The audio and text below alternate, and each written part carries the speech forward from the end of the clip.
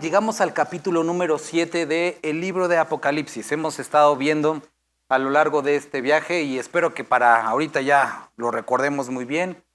El libro de Apocalipsis trae dentro del mismo libro ese temario que debemos seguir, un temario que el mismo Señor Jesucristo dejó para que pudiéramos entender el libro de una manera simple. Muchos han dicho es un libro demasiado complicado.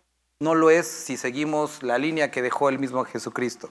Capítulo 1, versículo 9, Jesucristo le dice a Juan, escribe las cosas que has visto, y eso es el capítulo 1, las cosas que son, capítulo dijimos 2 y 3, la historia de la iglesia, las cartas a la iglesia, y las cosas que han de ser, que empiezan a partir del capítulo número 4. Nosotros vimos capítulo número 4 y capítulo número 5, la iglesia en el cielo después del arrebatamiento. Capítulo 6 en adelante inicia la tribulación. Describimos o vamos a estar estudiando que a través de estos 7 años que dura la tribulación, que los dividimos en 2 periodos de 3 años y medio, divididos o partidos por este evento que la Escritura llama la abominación desoladora, el cual estaremos hablando más adelante. Vemos la tribulación desde el capítulo número 6 hasta el capítulo número 19, que vamos a estar estudiando acerca de la segunda venida de Cristo, la guerra del Armagedón, después capítulo 20, el milenio, y capítulo 21, y concluimos, y bueno, hasta concluir, cielos nuevos y tierra nueva, ¿sale? Entonces, un temario que el mismo Señor Jesucristo nos dejó, una explicación muy sencilla y podemos entender el libro de Apocalipsis. Hoy vamos a estar en el capítulo 7, si recordarán, estuvimos leyendo en el capítulo número 5 este rollo que hablábamos que era el título, la propiedad de la tierra que había sido cedida al hombre, perdida a través del pecado, y la pregunta, ¿quién es digno de abrir el rollo, de quitar sus sellos? Y no se encontraba nadie. Juan lloraba mucho. El cordero que fue inmolado es el digno de tomar el libro. Y nosotros vimos que a partir de ahí o producto de eso inicia una adoración celestial. En el capítulo 6 empezamos a ver la apertura de estos sellos. Vimos que en la apertura del primer sello, este caballo blanco que se veía como de justicia, pero que resultó que siempre no era muy de justicia, sino es el anticristo. Vemos la representación del anticristo ahí, seguido de los otros 3 caballos, la muerte, la guerra, el hambre, lo estuvimos estudiando la semana pasada, y veíamos que no era necesariamente, o más bien no era la paga del pecado, porque vemos que la paga del pecado es muerte, sino esto era únicamente la justa retribución. Dios, de alguna forma, diciéndole al ser humano, eso es lo que deseas, este es el camino que quieres seguir, adelante. ¿Qué es lo que sucedió? Rechazaron al Salvador, al Mesías, y entonces lo que desearon es, no queremos nada con el Mesías, está el anticristo. La justa retribución de lo que el ser humano quiere. No quisieron la paz de Dios, entonces, ¿qué es lo que el hombre experimentó? La guerra. No quisieron el pan de vida, ¿qué es lo que experimentaron? Hambre. Y leíamos Jeremías la semana pasada. Tus maldades te castigarán, dice el Señor. Entonces, hoy estamos llegando al capítulo número 7. La semana pasada, el día miércoles, tomamos un estudio para hablar acerca del arrebatamiento. No sé si lo comentaron la semana pasada, pero ese día, supuestamente, acuérdense, la reunión acaba como a las 8, creo que acabamos 10:30, y salieron varias preguntas, porque tuvimos una sesión de preguntas y respuestas, de las cuales hoy vamos a retomar algunos asuntos conforme vamos leyendo el capítulo 7. Vamos a leer. Dice, después de esto, vi a 4 ángeles en pie sobre los 4 ángulos de la tierra, que detenían los 4 vientos de la tierra para que no soplase viento alguno sobre la tierra, ni sobre el mar, ni sobre ningún árbol. Vi también a otro ángel que subía de donde sale el sol y tenía el sello del Dios vivo y clamó a gran voz a los 4 ángeles, a quienes se les había dado el poder de hacer daño a la tierra. Vamos a regresarnos un poco al capítulo 6, al versículo número 16. Y decían a los montes y a las peñas, caed sobre nosotros y escondednos del rostro de aquel que está sentado sobre el trono y de la ira del Cordero. Porque el gran día de su ira ha llegado, ¿y quién podrá sostenerse en pie? Vamos a orar. Padre, gracias te damos por la oportunidad que nos das nuevamente de concluir e iniciar una semana, Señor. Gracias porque hoy podemos estar juntos, porque pudimos cantarte. Nos acercamos a tu palabra el día de hoy, rogándote que nos dirijas, que hables a nuestros corazones, que traigas convencimiento, que traigas dirección y que tú seas honrado a través de todo lo que vamos a hablar el día de hoy. Bendito eres. Amén. Llegamos al capítulo número 7, un capítulo que sin duda alguna tiene para algunos conflicto, pero si seguimos la lectura verso a verso, capítulo a capítulo, desde el primer versículo del capítulo 1 y llegamos hasta acá, es mucho más comprensible. Dice el capítulo 7, como resultado dice, después de esto vi. ¿Después de qué? Después de la escena que nosotros vimos en el capítulo 5, del cordero que fue inmolado, de los rollos, de los sellos siendo quitados, capítulo 6, ver cómo el cordero va abriendo sello por sello los caballos, y la declaración que sucede en la tierra cuando inicia la tribulación. Versículo 6 lo vuelvo a leer. La gente que queda en la tierra dice, caigan sobre nosotros montes, peñas, escóndanos del rostro de aquel que está sentado sobre el trono y de la ira del cordero, porque el gran día de su ira ha llegado. ¿Y quién? Y esa es la pregunta, ¿quién podrá sostenerse en pie?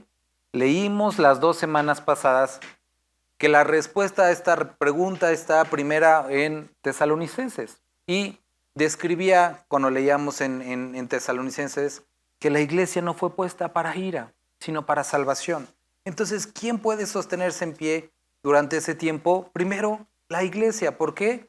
Porque no fue puesta para ira, sino para salvación. ¿Por su justicia? Por supuesto que no, sino por la justicia que es a través de Cristo Jesús. Pero ahora vamos a ver otros grupos aquí en el capítulo 7. Dice que después de esto, vio a 4 ángeles en pie sobre los 4 ángulos de la tierra. Y en algún tiempo, en algún momento llegué a escuchar personas que tenían problemas con esta declaración, diciendo la tierra no tiene 4 ángulos, pero claro, se está dividiendo a puntos cardinales, ¿no? A 4 áreas de la tierra. Y después dice a los 4 vientos de la tierra para que no soplasen.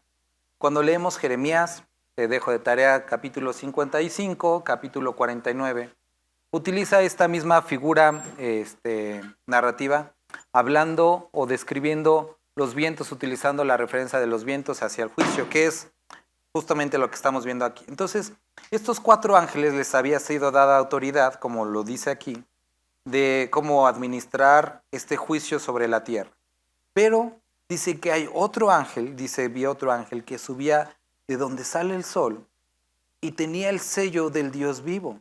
Y clamó a gran voz a los 4 ángeles, oigan, espérense, dice, no hagan daño ni a la tierra ni al mar.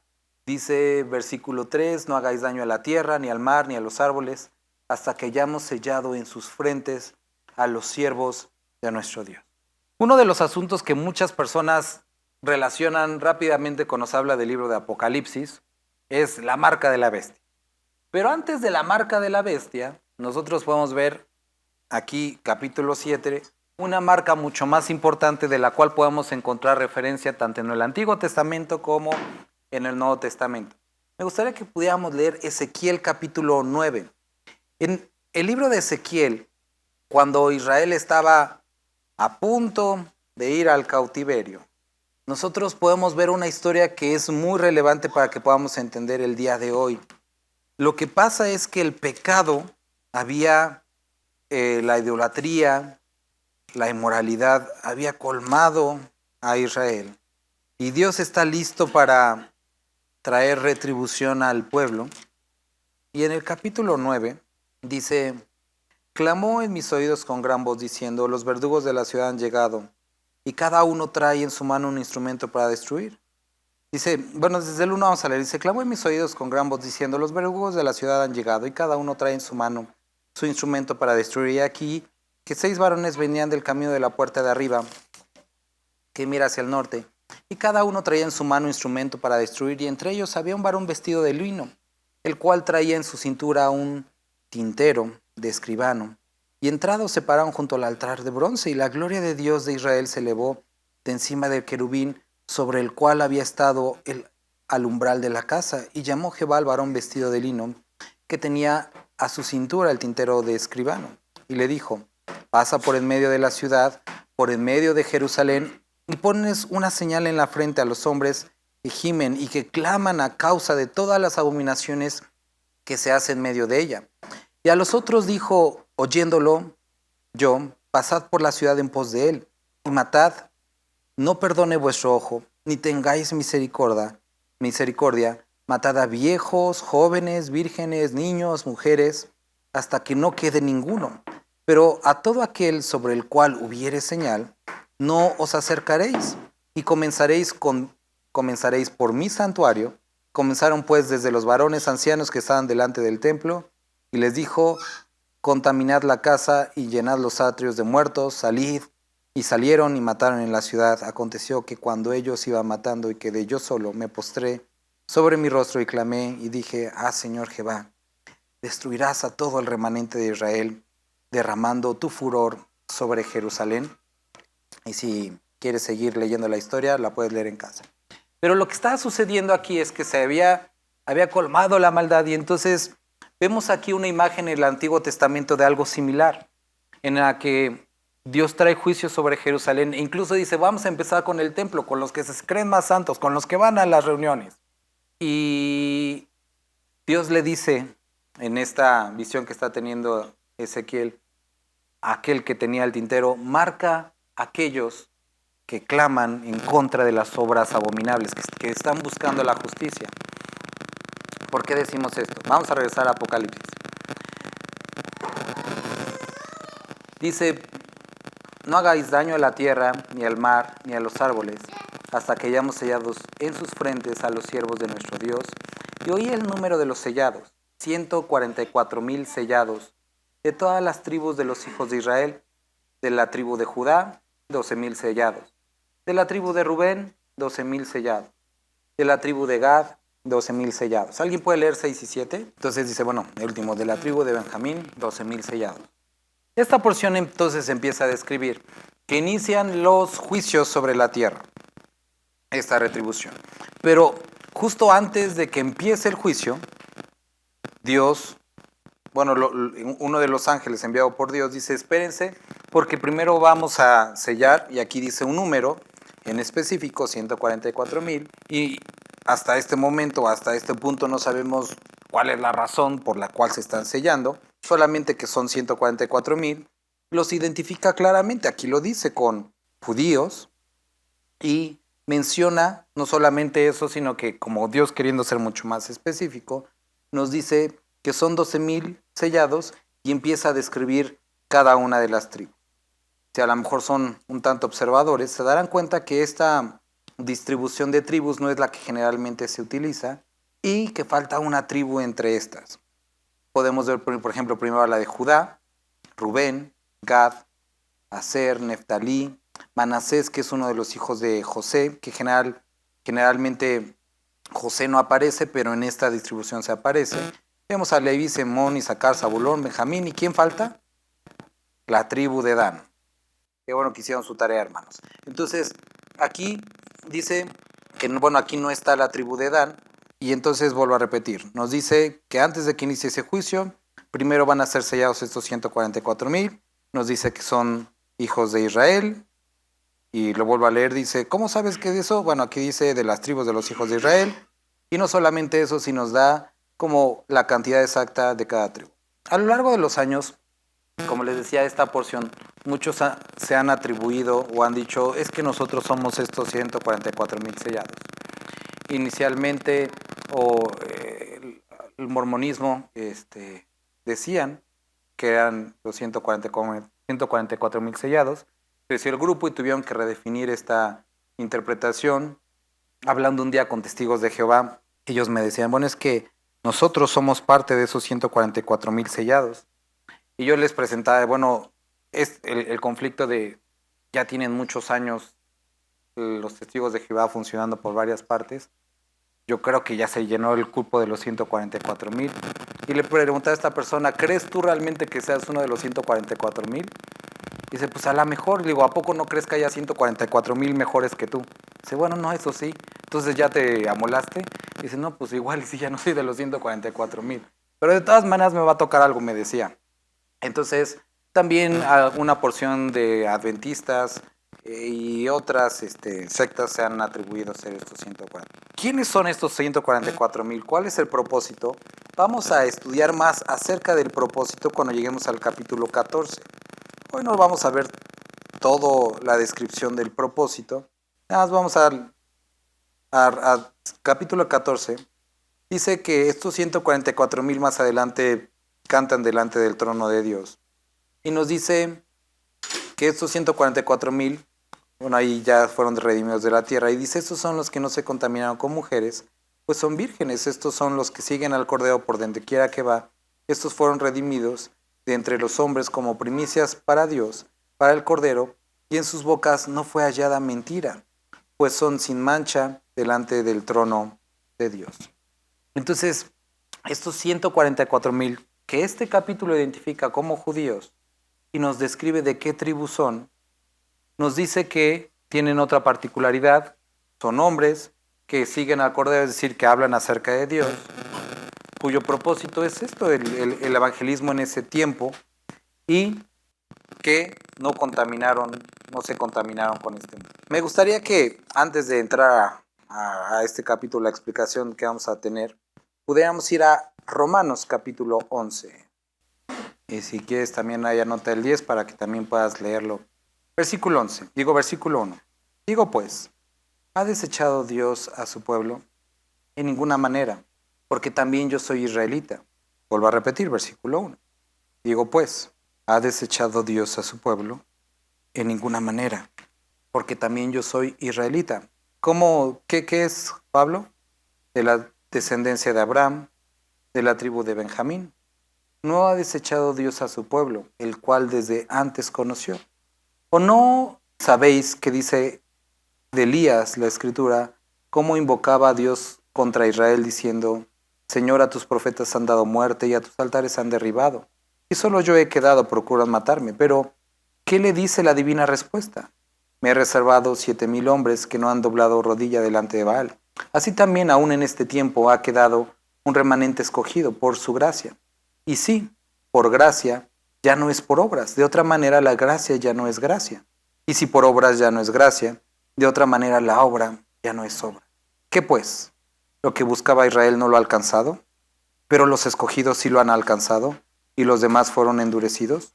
Como está escrito, Dios les dio espíritu de estupor, ojos con que no vean, y oídos con que no oigan, hasta el día de hoy. Y David dice, se ha vuelto su convite en trampa y en red, en tropezadero y en retribución. Se han oscurecido sus ojos para que no vean, agóbieles la espalda para siempre. Digo pues, ¿ha tropezado los de Israel para que cayesen? En ninguna manera, pero por su transgresión vino la salvación a los gentiles para provocarles a celo. Capítulo 9, vamos a regresar a 9 de Romanos. Tenemos un punto importante, no se me pierdan. Puedes leer desde el 1 en casa, dice versículo 17, porque la escritura dice a Faraón, por esto mismo te he levantado para mostrar en ti mi poder y para que mi nombre sea anunciado por toda la tierra. De manera que de quien quiera tiene misericordia y al que quiere endurecer, endurece. Pero me dirás, ¿por qué pues sin culpa? Porque ¿quién ha resistido a su voluntad? Mas antes, oh hombre, ¿quién eres tú para que alterques con Dios? Dirá el vaso de barro al que lo formó, ¿por qué me has hecho así? ¿O no tiene potestad el alfarero sobre el barro para hacer de la misma masa un vaso para honra y otro deshonra? ¿Y qué si Dios, queriendo mostrar su ira, hacer notorio su poder, soportó con mucha paciencia los vasos de ira preparados para destrucción? Y para hacer notorias las riquezas de su gloria, las mostró para con los vasos de misericordia, que Él preparó de antemano para gloria, a los cuales también ha llamado, esto es, a nosotros, no solo de los judíos, sino también de los gentiles, como también en Oseas dice, llamaré pueblo mío al que no era mi pueblo, y a la no amada, amada. Y en lugar donde se les dijo, vosotros no sois pueblo mío, allí será llamado hijos del Dios viviente. También Isaías clama tocante a Israel, Si fuera el número de los hijos de Israel como la arena del mar, tan solo el remanente será salvo, porque el Señor ejecutará su sentencia sobre la tierra en justicia y con prontitud. Y como antes dijo Isaías, si el Señor de los ejércitos no nos hubiera dejado descendencia, como Sodoma habríamos venido a ser, y a Gomorra seríamos semejantes. 30. ¿Qué pues diremos? Que los gentiles que no iban tras la justicia han alcanzado la justicia, es decir, la justicia que es por la fe, mas Israel que iba tras una ley de justicia no lo alcanzó. ¿Por qué? Porque iban tras ella no por fe, sino como por las obras de la ley, pues tropezaron en la piedra de tropiezo, como está escrito, he aquí pongo en Sión piedra de tropiezo y roca de caída, y el que creyere en él no será avergonzado. Hermanos, ciertamente el anhelo de mi corazón y mi oración de Dios por Israel es para salvación, porque yo les doy testimonio de que tienen celo de Dios, pero no conforme a la ciencia. Y pueden seguir leyendo. Ok, vamos a Apocalipsis, versículo 9. Y tengan un poquito de paciencia. Quiero que veamos la imagen completa. Después de esto miré, y aquí una gran multitud, la cual nadie podía contar, de todas las naciones y tribus y pueblos y lenguas que estaban delante del trono, y en la presencia del Cordero vestidos de ropas blancas y con palmas en las manos, y clamaban a gran voz diciendo: la salvación pertenece a nuestro Dios, que está sentado en el trono, y al Cordero. Y todos los ángeles estaban en pie alrededor del trono y de los ancianos, y de los 4 seres vivientes, y se postraron sobre sus rostros delante del trono, y adoraron a Dios. Hace 2 días íbamos de regreso a la casa ya en la noche. En la calle, fue así como horrible, en la calle había 3 perros grandes, mordiendo a un perro chiquito, mediano. Pero, o sea, era una escena así, no era como una pelea normal, o sea, ya pedazos del cuerpo del perrito ya estaban colgando, estaba todo desangrándose ya. Y mi esposa iba manejando adelante, yo iba en la moto, y mi esposa les tocó el claxon, pero no soltaron al perrito, ¿no? Y entonces ya se tuvo que seguir, y yo me di la vuelta y con la moto le empujé al perro que más estaba mordiendo al otro, pero no lo soltaba. Y entonces tuvimos que acercarnos, otro cuate que iba en moto se acercó y los como que forzamos a que lo soltaran. Y ya cuando lo soltaron, o sea, se veía incluso la pancita ya abierta, o sea, horrible, mucha sangre. Y no es como para que les dé ahorita asco, pero algo que me sorprendió es que 2 de los perros los soltaron como, pues, de alguna forma medio rápido. Y todos manchados de sangre como que se alejaron. Pero uno de los perros grandes, que era un pitbull, digo, sabemos que es difícil que lo suelten, lo soltó, pero aún habiendo soltado al perro estaba buscando la forma de regresar, o sea, otra vez, y como que terminar lo que había empezado. Le pegamos y se atravesó la calle y quería volverse a cruzar la calle como para seguir. Y en un momento así lo vi, así como que, o sea, respirando como cansado y con toda la cara así llena de sangre. Y me quedé pensando ayer en la noche acerca de esa escena, cómo es que el ser humano envuelto en su carnalidad, en su pecado, se involucra en asuntos que traen muerte. Y estamos en esa condición, y no es que estemos sin pensar o haciéndolo sin querer, estamos con toda la voluntad, a veces como esos perritos, y perdonen la comparación, pero involucrados en muerte. En su misericordia, Dios a cada uno de nosotros ha enviado a personas a separarnos de eso que nos producía muerte. Él mandó a su Hijo, Él nos rescató, pagó el precio por nosotros y envió a personas a hablarnos el Evangelio y que por su misericordia pudiéramos soltar ese cuerpo de muerte y alejarnos. Cuando empezamos este evento de la tribulación, nosotros hablábamos que es un momento de la ira del Cordero. La gente en el capítulo 6 lo reconoce. Las personas que están en la tribulación saben y dicen: caigan sobre nosotros las montañas, que nos libren de la ira. O sea, ellos entienden qué es la justa retribución. Pero lo interesante y la comparativa que tenemos que ver ahí es que, a pesar de entender que es la ira del Cordero, lejos de querer acercarse a Dios, quieren ocultarse de Él. Y volvemos al huerto del Edén, cuando Dios pone esta espada blandiendo para que el hombre no se acerque y tome del árbol de la vida. Después nosotros vemos la escena de Caín, cuando Dios lo confronta con su pecado. Y tanto Adán y Eva, lejos de que la palabra nos muestre que en ellos hubo un arrepentimiento, ellos deciden salir del huerto. En el caso de Caín, Caín le dice a Dios, ahora me corres de la tierra, y Dios no le había dicho eso. Él decidió alejarse de Dios, decidió permanecer en su pecado, y puedes leerlo con detenimiento, y el asunto no es Dios corriendo al hombre, es Dios presentándose, preguntándole a Adán, ¿dónde estás? ¿Qué está sucediendo contigo? Pero el hombre decidiendo alejarse de Dios, es decir, permanecer en su pecado. Es como el asunto que te he comentado en algunas ocasiones con la Cena del Señor, que muchos dicen, híjole, me siento que anduve bien mal en la semana, mejor no tomo la Cena del Señor. Cuando, oye, no se trata de no tomarla, es mejor te arrepientes y te acercas a Dios. O muchos cuando sienten que están mal, dejan de leer, dejan de venir a la congregación, y el asunto es no, porque entonces estás eligiendo. Y lo que tú estás eligiendo es caminar en separación de Dios. Van a decir, ¿eso qué tiene que ver con lo que estamos viendo?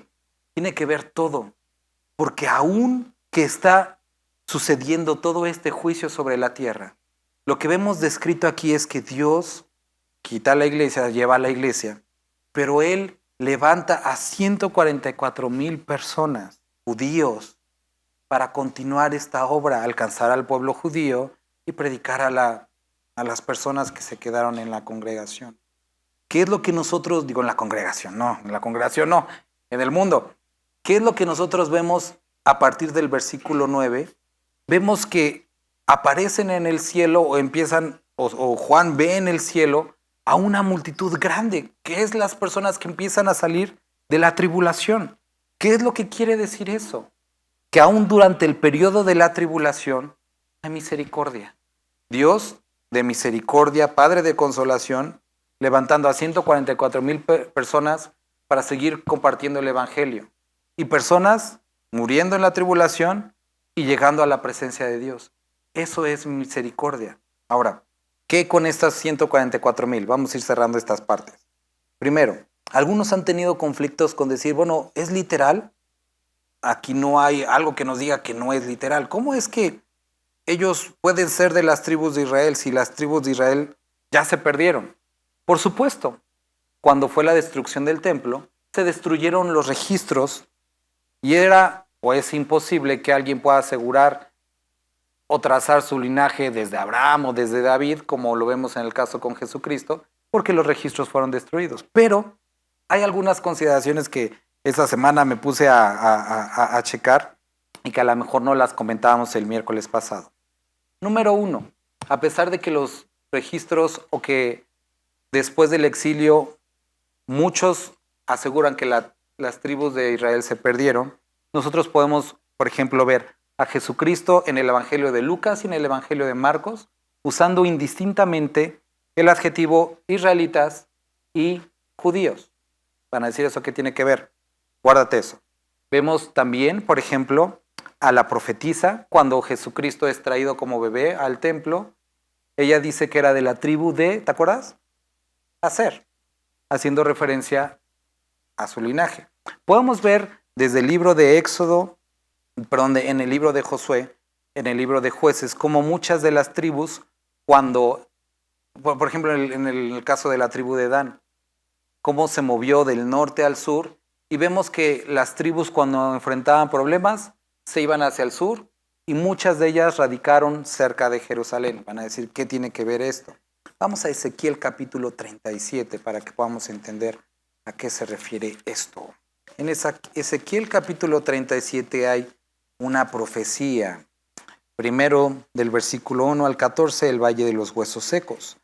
Pero a partir del 15 dice, vino a mí palabra de Jehová diciendo, hijo de hombre, toma ahora un palo y escribe en él para Judá y para los hijos de Israel, sus compañeros.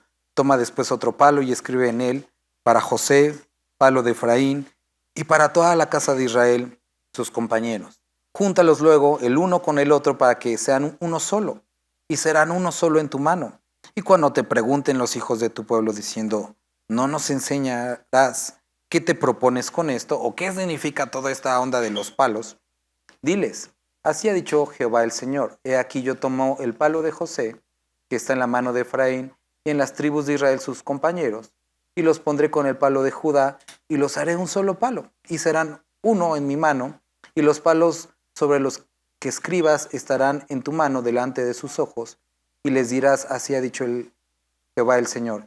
He aquí yo tomo a los hijos de Israel entre las naciones a las cuales fueron, y los recogeré de todas partes, y los traeré a su tierra, y los haré una nación en la tierra, en los montes de Israel, y un rey será a todos ellos por rey, y nunca más serán dos naciones, y nunca más serán divididos en dos reinos. ¿Qué es lo que estamos hablando aquí? ¿Qué es lo que nosotros estamos viendo? Una promesa de parte de Dios, y sabemos que Dios no miente, y sabemos que Dios cumple sus promesas. ¿Y qué estaba prometiendo? Que iba a llegar el momento que aunque ellos como nación se habían dividido en Israel, que comprendían las 11 tribus, y Judá, bueno, con Benjamín, iba a llegar el momento que después de la dispersión, Dios los iba a reunir en una sola nación. A todos, y aquí dice a todas las tribus que andaban dispersas, iba a reunirlos nuevamente. Y ya no iban a tener el nombre de dos cosas diferentes, sino iban a ser una sola nación. ¿Por qué les decía que Jesucristo utilizaba el término indistinto de judíos e israelitas? Porque antes judíos eran los que son de la tribu de Judá y Benjamín, y los israelitas podían comprender diferentes tribus, pero ahora todas las tribus estaban englobadas bajo el término de judíos o israelitas. Pablo, él mismo, se dice israelita a pesar de ser de la tribu de Benjamín. Nosotros vemos también más adelante en el libro de Hechos que cuando Pedro está compartiendo varones israelitas, varones judíos, lo utiliza de forma indistinta. ¿Es del cumplimiento de esta profecía? Sí. Nosotros vemos que las tribus, a pesar de que fueron dispersas, ahora fueron reunidas y ahora de todas las tribus todos moraban en ese lugar y el día de hoy sigue siendo lo mismo. ¿Quién es judío realmente? ¿De qué tribus son? Dios lo sabe, pero de las tribus los ha reunido en una sola nación. Por eso es posible, y no tiene nada de difícil, que pueda tomar Dios de cada tribu 12,000 sellados. Ahora, ¿estos son los que van a ser salvos? No, nunca está hablando de los que van a ser salvos. Son personas con una misión muy específica, de la cual vamos a estar hablando más adelante, que es la de anunciar el evangelio. Son personas que van a estar durante la tribulación y van a ser protegidas del juicio, protegidas de la persecución, para que puedan predicar efectivamente. ¿Qué es lo que nosotros vemos a partir del versículo 9? Nosotros empezamos a ver el fruto de esto. Después de esto miré ya aquí una gran multitud, la cual nadie podía contar en todas las naciones, y tribus, y pueblos, y lenguas que estaban delante del trono, y en la presencia del Cordero, vestidos de ropas blancas, y con palmas en las manos, y clamaban a gran voz diciendo, la salvación pertenece a nuestro Dios, que está sentado en el trono, y al Cordero.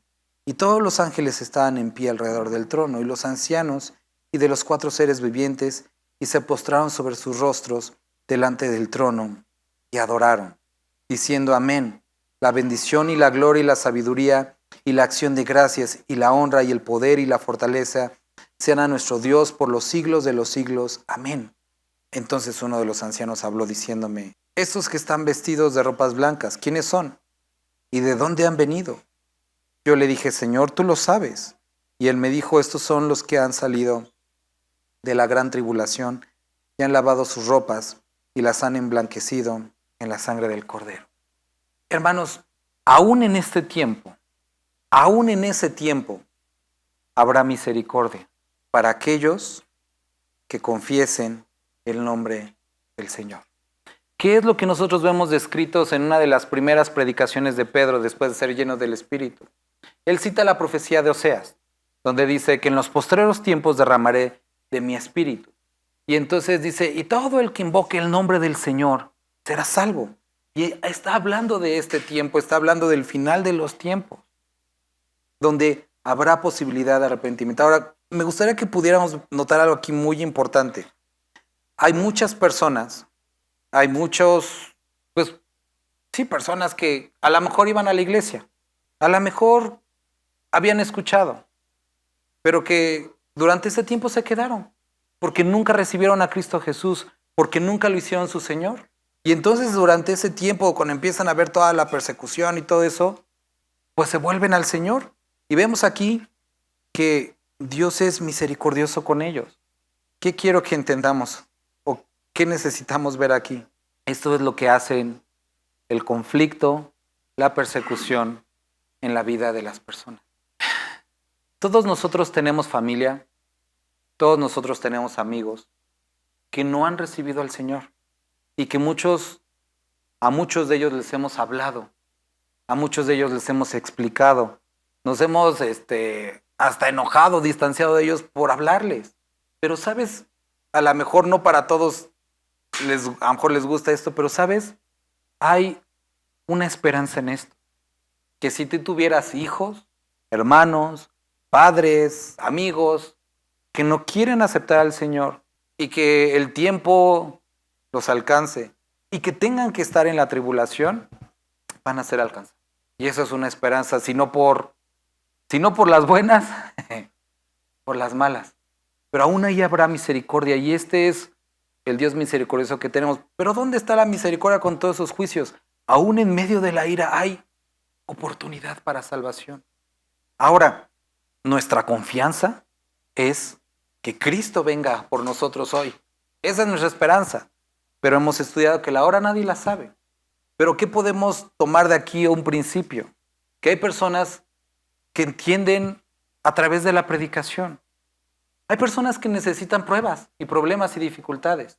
Y padres, lo hemos hablado en otras ocasiones, si tus hijos no quieren nada con Dios, predícales, ora por ellos y hazte a un lado.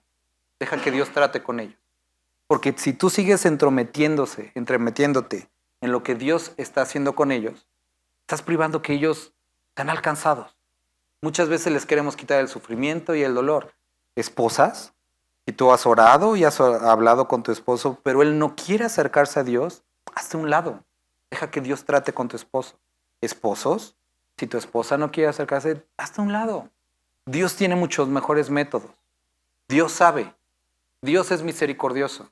Y lo mismo, iglesia. Si nosotros, como congregación, estamos buscando acercarnos a Dios y alguno no quiere jalar, vamos a seguir orando, seguir amando, seguir hablando, pero también es un descanso saber que Dios tiene mejores caminos y Dios tiene mejores métodos. Y hay ocasiones en las que circunstancias como estos tienen que suceder, pero Dios, que sabe, que conoce, Él puede ayudarnos a acercarnos a Él. Ahora, quiero que veas la importancia del testimonio de estos 144,000. Ellos fueron sellados y tenían esta labor de compartir. Me gustaría que pudiéramos ir a Efesios capítulo 4, desde el versículo 17. ¿Alguien puede leer el versículo 17? 18 dice, teniendo el entendimiento entenebrecido, ajenos de la vida de Dios, por la ignorancia que hay en ellos, por la dureza de su corazón, los cuales, después que perdieron toda sensibilidad, se entregaron a la lascivia para cometer con avidez toda clase de impureza. Mas vosotros no habéis aprendido así de Cristo, si en verdad le habéis oído y habéis sido por él enseñados, conforme a la verdad que está en Jesús. En cuanto a la pasada manera de vivir, ¿qué dice? Del viejo hombre, que está viciado conforme a los deseos engañosos. ¿Qué nos pide el versículo 23? Nosotros vemos que durante ese tiempo de tribulación, Dios escoge a estos 144,000. Y nos dice más adelante, capítulo 14, no se contaminaron, tenían una misión, la cumplieron. Y podemos decir, ay, qué chido, qué buena onda de estos cuates, ¿no? ¿Qué nos fue encomendado el día de hoy a nosotros? El ministerio de la reconciliación. Y Pablo nos dice Dios, díganle al mundo, reconcíliense con Dios. Son hechos baluarte y estandarte de la verdad. Pero ¿qué es lo que sucede con muchos de nosotros? Lo que Pablo le está escribiendo a la iglesia de Éfeso, les requiere en el Señor que ya no anden como andaban antes. Si en verdad han entendido, si en verdad han nacido de nuevo, Pablo nos dice, el Espíritu Santo nos dice, les requiero que ya no anden como antes. No podemos andar jugando a los dos caminos. No podemos andar jugando al cristiano. Necesitamos definir nuestro corazón. Y aquí nos dice qué es lo que tenemos que hacer, que seamos renovados en el espíritu de nuestra mente, que nos vistamos, versículo 24, del nuevo hombre, creado según Dios en la justicia y santidad de la verdad, que desechemos la mentira, que hablemos verdad, que como los seres humanos podamos llegar a enojarnos, pero que no pequemos, que no dejemos días y días enojados con nuestra familia, con nuestro esposo, esposa, hijos, hermanos, y que no le demos lugar al diablo, que entendamos que el tiempo es corto, el que tú tienes, el que yo tengo, y la pronta venida del Señor. El tiempo es corto, y puede ser que muchos de los que estemos aquí, que a lo mejor salimos de casa enojados, y no vuelvo a repetirnos para ser fatalistas, ya no regresemos, y no podamos decir un me disculpas, no podamos decir un te amo, no podamos enmendar las cosas. Y por eso Pablo, el Espíritu, nos dice, necesitamos vivir de una manera diferente. Que la pronta venida del Señor nos ayude a priorizar qué es lo importante.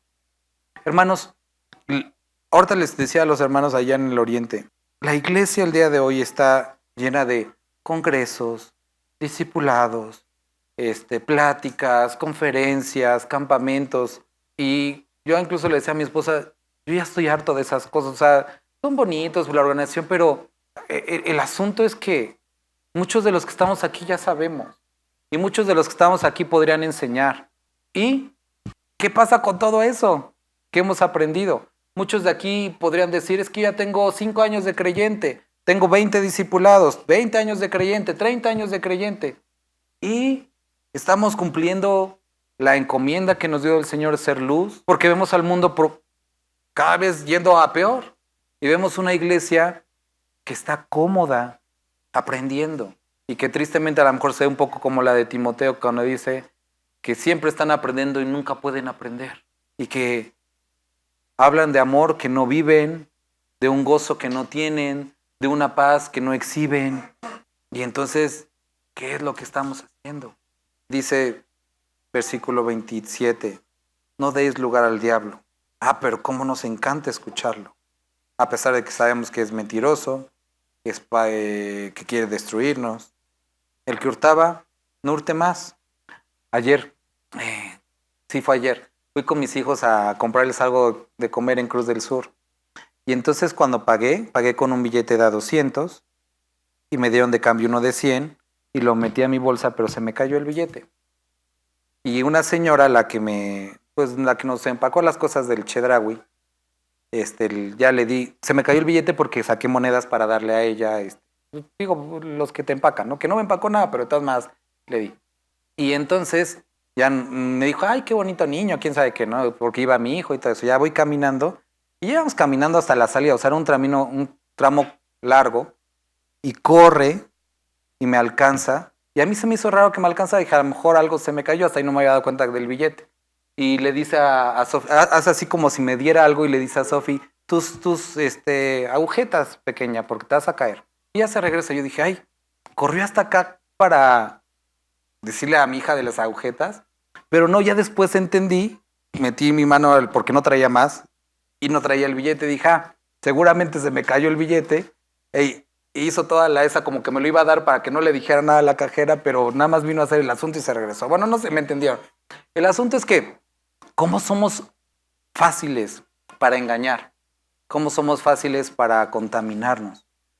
Y nosotros podemos ver a las personas, pero ¿qué es lo que sucede cuando los creyentes hacen lo mismo? Apenas me platicaban una hermana acerca de un abogado cristiano que le dieron dinero y le echó pues hizo cosas ahora en contra de ella, ¿no? Entonces, ¿entre hermanos? Sí. ¿Por qué? Porque seguimos viviendo como el mundo pasado. Vemos matrimonios del mundo y vemos cosas dentro de los creyentes similares. ¿Entre hermanos? Sí. ¿Por qué? Que no hemos hecho caso a la palabra. Y aquí nos dice, si hacías algo, ya no lo hagas más. Trabaja haciendo con tus manos lo que es bueno para que tengas que compartir con el que padece necesidad. Ninguna palabra corrompida salga de vuestra boca, sino la que sea buena para la necesaria edificación, a fin de dar gracia a los oyentes. 30. Y no contristéis al Espíritu Santo de Dios, de aquí el versículo al que quería llegar, con el cual fuisteis sellados para el día de la redención. Nosotros hemos sido sellados con el Espíritu Santo para este tiempo y para la redención, como la garantía de que somos pueblo suyo, de que somos de su propiedad.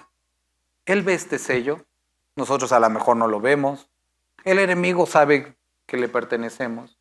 El asunto es que si tú estás consciente de quién eres o no, si estás consciente que ahora le perteneces a Cristo, o estás tan enredado en tus asuntos que sigues comportándote como si no le conocieras. Queridos hermanos, hay una gran labor que hacer y muchos desafortunadamente viven ajenos a el propósito para el cual fueron creados. Yo te animo que ahorita que vamos a orar, que en esta semana puedas reflexionar si estás viviendo para ti, viviendo para este mundo o estás viviendo realmente para Cristo. Y necesitamos saber que hay urgencia para compartir el Evangelio. No necesitas dejar tu trabajo y bueno, si Dios te lo pide, adelante. El asunto, recuerda, es tu familia, tus amigos, los que te rodean. Una cosa más, porque no quiero que se me olvide. Cuando estamos viendo todo esto, aquí en capítulo 7, dice que un anciano se acerca a Juan y le dice, oye Juan, ¿quiénes son estos? Y Juan le dice, no, pues yo no sé. Casi, si tú no sabes, yo menos, ¿no? Pero el anciano sí sabe, o sea, realmente como que nada más quiso empezar la plática, ¿no? Le dice, bueno, estos son tal, y le empieza a explicar, ¿no? Y aquí, te digo que este es el último asunto que me gustaría que vieras. ¿Qué es lo que hace este anciano? Comienza la conversación acerca de cosas espirituales, que ellos puedan reflexionar, que Juan pueda entender. Y creo, porque vemos aquí primero a los ancianos capítulo 4, que lo que hacen es que tiran sus coronas y conducen a todo lo que está en el cielo a la adoración. Segundo asunto que vemos haciéndolo, empezando estas conversaciones que lleven a la reflexión y que conduzcan hacia Dios. ¿Qué es lo que hace un creyente maduro? Conduce o lleva a los demás a través de su ejemplo a la adoración. Segunda cosa que podemos ver aquí que hacen estos ancianos, inician conversaciones espirituales. Es que yo estoy esperando, hermano, que alguien me pregunte, oye, ¿me puedes decir cómo puedo ser salvo? O sea, eso casi nunca pasa.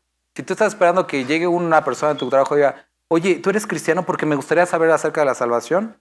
Casi nunca pasa. Llega a pasar, pero casi nunca pasa. ¿Qué es lo que vemos a este hombre haciendo aquí? Iniciando estas conversaciones. Empieza la conversación, lleva la reflexión, condúcelos a Cristo, cumplamos el propósito. Vemos que en el futuro habrá quienes sean llamados para ese propósito en la tribulación. Pero hoy, tú y yo hemos sido llamados al ministerio de la reconciliación. Necesitas redefinir, redireccionar tu vida. No se trata de estar sentados y aprendiendo, porque el conocimiento sin transformación, sin la transformación de nuestro entendimiento y del espíritu de nuestra mente tiene propósito. Eso es lo que nosotros vemos en el libro de Romanos que sucedía, que entendían y eran transformados. Vamos a orar. Padre, gracias te damos por esta oportunidad de estudiar esta porción. Señor, ayúdanos como congregación a despertar acerca de las necesidades que nos rodean, de la urgencia de hablar, de la necedad de este mundo y de involucrarnos y priorizar las cosas de este mundo. Te ruego por aquellos de mis hermanos, hermanas que estén cautivados por la seducción de este mundo, que lo único que haya en sus ojos, que aquellos que lo único que haya en sus ojos sea la nueva compra, la nueva adquisición, y que puedan abrir su corazón a ti, a lo que tienes para cada uno de nosotros. No necesariamente algo de este mundo, sino tú mismo. Y que cada uno de los que estamos aquí podamos encontrar plenitud en ti. Bendito eres, Señor.